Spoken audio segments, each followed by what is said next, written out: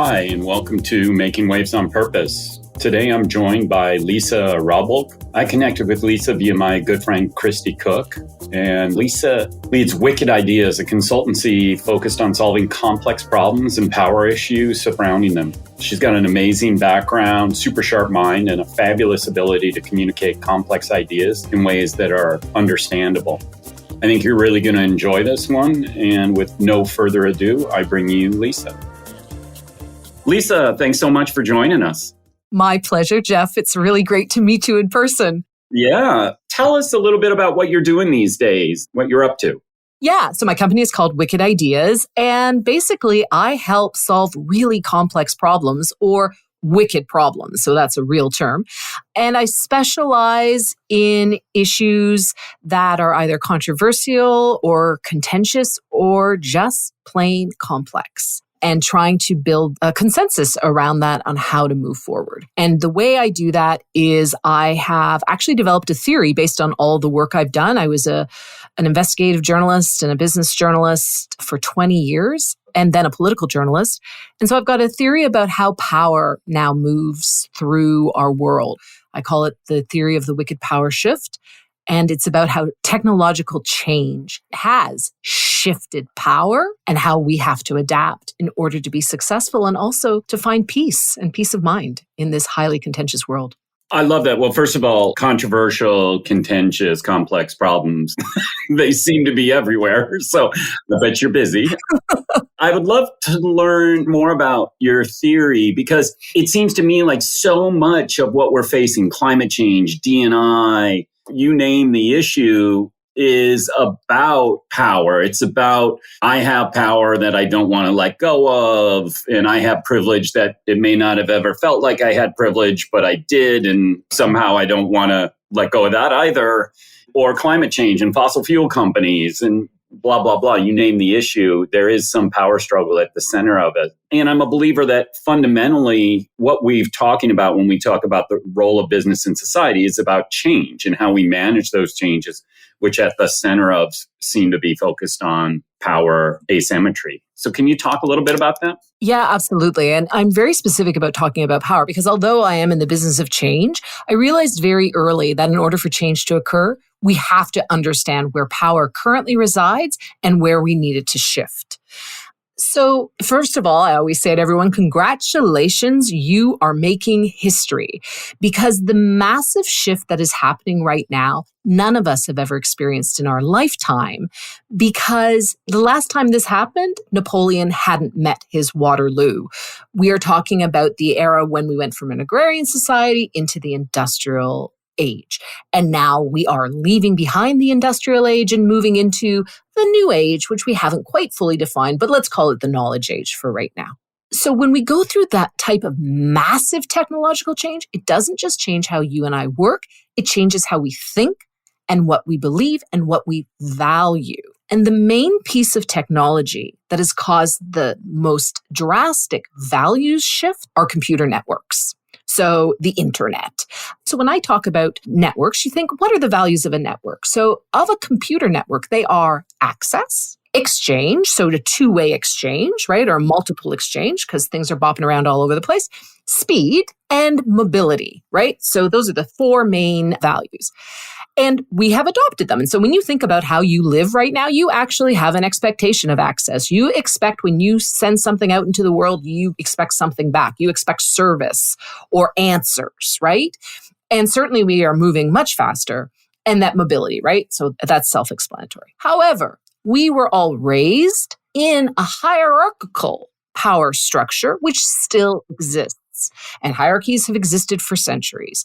Hierarchies value control, command, order, and fixedness. So that expression all of our moms have, everything in its place and a place for everything. These two systems, these two ways of organizing ourselves, are existing simultaneously. And they will continue to exist simultaneously. And so those 8 values, which there are 2 sets of 4 that correspond with each other, appear to be in conflict. They're very oppositional to each other, but we aren't to pick one over the other. We're to find the balance and kind of like, so if you imagine you've got an abacus and you're moving the weights back and forth, that's what we're trying to work through right now so that we can achieve fairness. At least that's what some of us want to achieve. Others don't want fairness at all. They just are using that confusion to seize power. So that's how I would define the big fight we're in right now. It's between those who seek fairness and those who do not. It's interesting. I mean, if I back up, I'm trying to remember my political economics class 20 years ago, where they talked about neorealism and these kind of worldviews. The question is what's the world that you live in and or your view of the world? And many people think it's dog eat dog and everybody grabs whatever they can. And I think there's good evidence for that. And many people believe, and I'm one of them, that it's more about looking at the whole and some level of fairness and some level of enough for everybody. How can we enter into a sharing economy in some way where nobody gets left behind? Right. But without creating an overly kind of welfare state, I guess. Exactly. And so you can see how our current definition of left and right actually no longer applies because, of course, what we're finding is that there are people on both sides of a left and a right divide who seek fairness. There's shades of difference, and that's where the healthy democratic debate happens,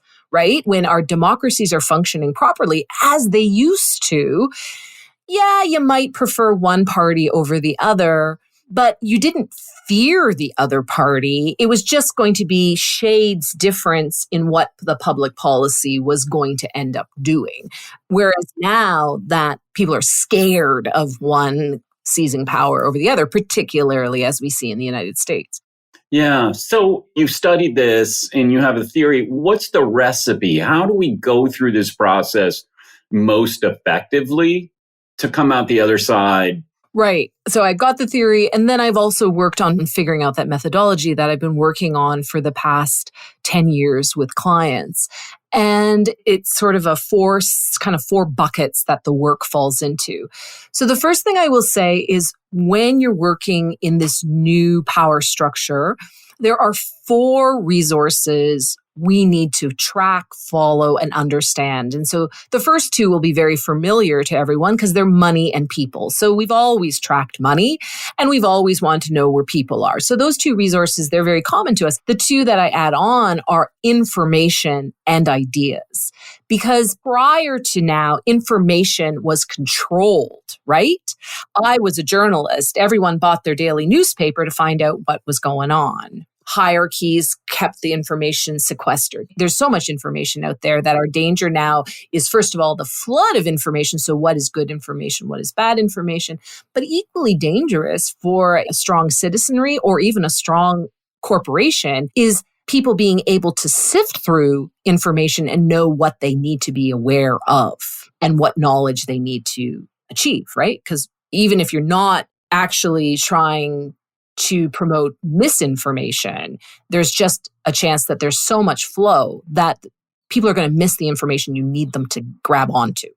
And then the ideas piece, that's the innovation piece, because of course, we're in the midst of changing from industrial to knowledge age. We haven't quite finished that transition.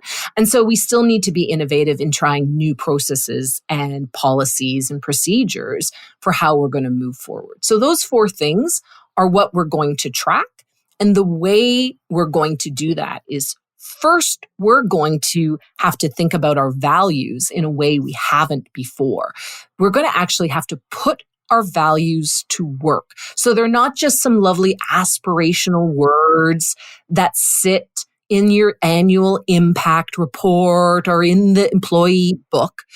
They're actually, no, how do we work? And I actually think Disney offers us a really interesting model, and I recommend it to people. What Disney does is it takes its values and it lines it up in order that someone would make a decision. So safety maybe would be the first for many, because first I have to make sure everybody is safe.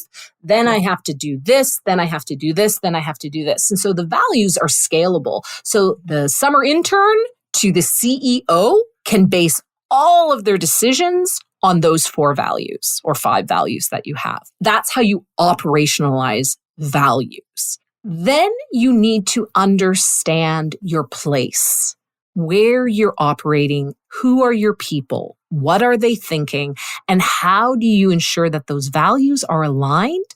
Because it is from those values that you are going to build out policies and procedures and laws that embody what it is you're trying to accomplish. When you can understand that, so values first, then you use those values to build out the regulatory environment. And then on top of that, you place the infrastructure, because then the infrastructure that you invest in should ensure the free flow of money, people, information, and ideas to accomplish where it is you're trying to go. And so that infrastructure would be physical infrastructure. In a government, it's also your social infrastructure. So it's hospitals and schools and all those things. And then, of course, it's your digital infrastructure. If you can get those 3 things correct, then the activities of your organization or government operates on top of that. But if you get the first 3 right and you've anchored them in values, then the activities should take care of themselves.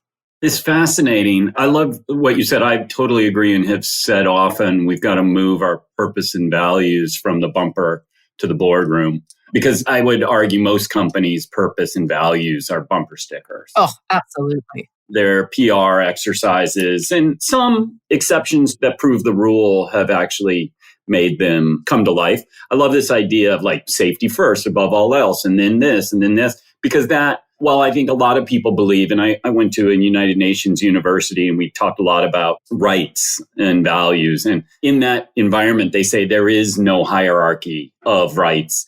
I always said, I don't think that's true. In the West, we value independence more than collective. And in the East, it's more collective than independence, an individual. And I don't think one is right and one is wrong. And I think that different societies value these things and different organizations value these things differently. And understanding that hierarchy, I think, helps everybody understand where I work, what I do, what's expected of me, and how we make decisions. So I love that. I also think you said something really interesting about information and ideas. And it struck me that, at least in the United States, and I think this is true for many representative democracies, we make a single decision or a series of small decisions who we're going to vote for. And then we kind of like fire and forget. And we're like, okay, I voted for so-and-so. They're going to figure it out. Aren't they great? Which in some ways outsources our thinking. And we're doing the same thing in social networks and things like there's so much information. So we turn to, who do I trust? Donald Trump or Joe Biden or none of the above. Or my favorite aunt. Yeah, exactly. And in fact, the Edelman Trust Barometer just came out and said company communications are more trusted than that of mainstream media, which is shocking in so many ways. I know. So controlled public relations, manufactured public relations is more trusted than journalism. And that's highly problematic for functioning democracies. But as I say, it's also highly problematic for corporations. Now, because my career, so here I live in Canada, as I said, I was a business journalist. And so being a business journalist in Canada, living outside major centers, meant that I covered the resource sector. So I covered forestry, mining, oil and gas, fisheries. I covered it all. Those are all companies that require what we used to call social license, because they are extracting resources from a community. They need the community's permission. So now that sense of social license has moved online. So we're seeing these conversations about, so Disney's Don't Say Gay and what was happening, and did they lose business? Did they gain business? Right? When Nike chooses a contentious athlete or somebody else, the threats to their business, right? That is social license moving online. That is our values moving online. And the challenge for companies is now they almost have carte blanche for telling their own story. Well, the problem is once you start accidentally often wading into these types of controversies, no one's going to believe you, right? You need a third party to mediate. Because again, we get back to fairness and trust. So who's mediating this? Well, and it's interesting too, because what we find is that it's 20, 30, 40, 400 influencers that affect these mass movements. It's actually not a mass movement. It's a series of people who have highly influential positions within the social media ecosystem and are able to move the needle for better and worse. I'm very grateful to Al Gore and David Attenborough and others who've been able to raise the alarm on climate change, and they've done that through their influence. But I'm equally shocked and dismayed at Donald Trump and others' ability to peddle falsehoods. That's right. Of course, what they're doing is they're putting greater emphasis on the command and control of, we know from hierarchies, and taking full advantage of the speed and mobility of networks to spread that strongman message and to build fans around that. In exchange, I'd say those of us like you and I who believe in a much more just and sustainable world, we're big on that access and exchange almost to our own detriment. But what we're not as good on is setting some order and fixedness. So putting some parameters around what it is we're talking about, because it's when we fail to put the parameters on it that the other side is able to come up with an extreme example and build opposition. And so create what I call those wicked walls of resistance, where we think we're the roadrunner, but turns out we're actually the coyote. Yeah, I was reading recently or yesterday, In-N-Out Burger now is actually not allowing staff to wear masks at work, which I thought was interesting. And I don't wear masks regularly any longer and don't feel at risk because of it. But within a certain, I don't mind people who do for whatever reason, immunocompromised, or just they got more comfortable with it. But I think it's interesting because if we're going to support the Patagonias and the other darlings of the corporate responsibility movement who use their influence and power to move the needle on an issue, we've got to accept that others are going to do that on issues that we disagree on. And I think that's part of the debate. And people can decide whether or not they're going to go to In-N-Out Burger as a result. I would love an In-N-Out. I live in Buenos Aires and there are no In-N-Out burgers. And I have never actually tried one. Oh, well, if you're in California, it's worth a visit, in spite of the fact that you can't wear a mask if you work there. But I think it's interesting of how do we start to add another value to the four that you described for computer networks of accuracy or truth or whatever the right word is. Right. And so that's where we get to that piece about information and, as I call, know your place. And so this is actually old journalism, knowledge, and skill set. I was always told that the best stories aren't in my newsroom, they're outside. I have to go out and talk to people. And so I actually have done a lot of work with corporations and governments on something I call talking with humans, and training people and educating people on how you have conversations, and not just formal conversations where we gather everybody together and we do these world cafes or we do public engagement. No, what we now have to understand is every single touch point you have with another human is an opportunity for one of two things, or both things. First, it's an opportunity for information exchange. So you and I are agreeing with each other and we're learning from each other right now. We're having an exchange of information. But the other, and I would argue almost more important, is information gathering. It's the ability to have conversations and listen to someone who doesn't necessarily agree with you, understand you, or care, and get a little further into their thinking and take that back with you. So on the information gathering thing, I always say to people, it's really simple. You go, you ask someone a question, you listen, and then no matter what they say, no matter how wrong or bonkers you think it is, you respond with, tell me more about that, rather than, yeah, but.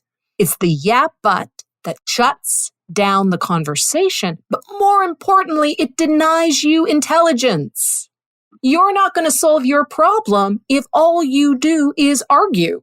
You need to understand what the opposition is, or even the apathy or ignorance, so you can address it. Yeah, it's interesting because I think so much of our impulse in those moments is to convert. Yeah, absolutely. To change somebody's mind. And I think My father, big Trump supporter, and I'm not.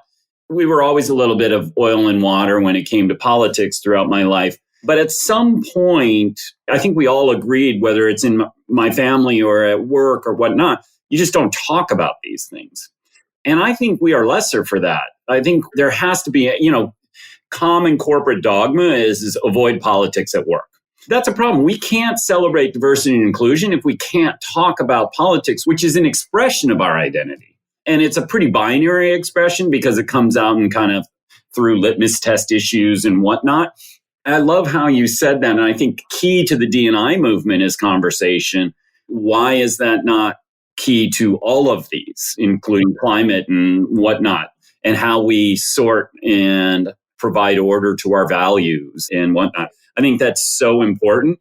And I love the avoid the yeah, but kind of thing. Any other pointers on how to navigate that space? I think, especially if you're working in a team, like a newsroom, one of the things I say to people now is you need to build your bullpen. So when I worked in newsrooms, the bullpen was that daily meeting when all the editors and the journalists got together and we talked about the stories we were going to work on.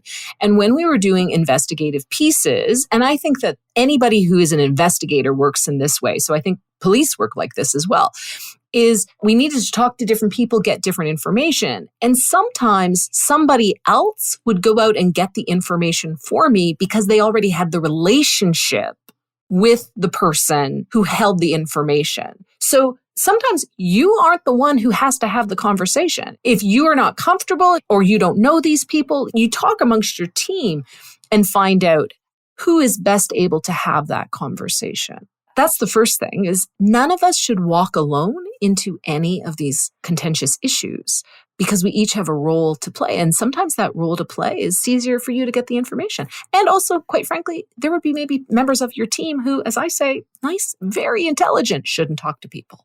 Don't let them out. Don't let them out. No, I think that's right. I mean, it's the outsized role of the insider in change management. So the people are more trusted. They understand the vocabulary. They understand the mindsets, and they may agree on 90%, but this other thing that then they can be a more trusted voice in helping to unpack. Well, we could go on for clearly another 25 minutes, so we'll have to do this again. I'm so appreciative of your time and insights, and I love this idea of build your bullpen. Build your bullpen, and that's how you will gather the information you need to move forward and shift power.